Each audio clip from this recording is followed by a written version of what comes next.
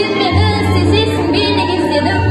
Алау ұратқан таңдардан сені іздедім, қарауытқан таулардан сені іздедім. Сені іздедім кездескен адамдардан. Мен сені сағынғанда, қарамай жауындарға, дауылдарға, қарсы жүзіп келемін ағындарға, кеудемде қимылдаған жаным.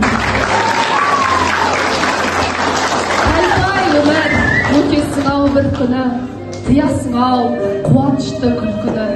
Болмағандай, жүрмегендей сенде біз, кетеміз-ау, әй кетеміз пендеміз. Ендеше Атайық ақынның шығармашылығына арналған Мұқағали мәңгілік ғұмыр атты әдеби сазды кешімізді бастаймыз.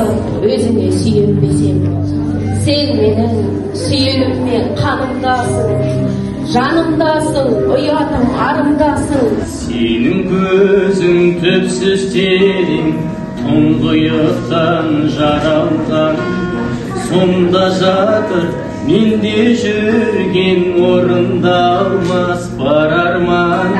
Сенің жүзің көкте күннен, жерде гүлден нәр алған.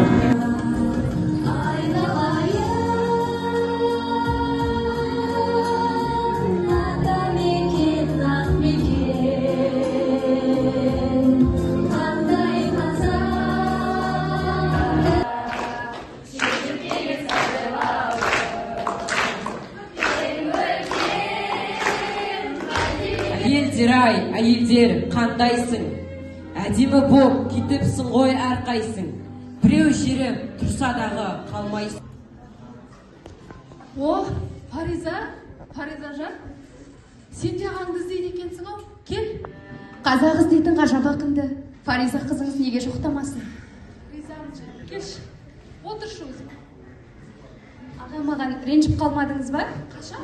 Саған осы күнге дейін бір өлең арнамағанымды айтшы.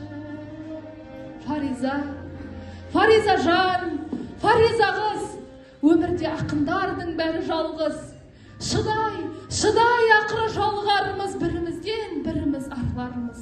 Біздерді де жоқтайтын жан болса егер, жан басқан архивтарда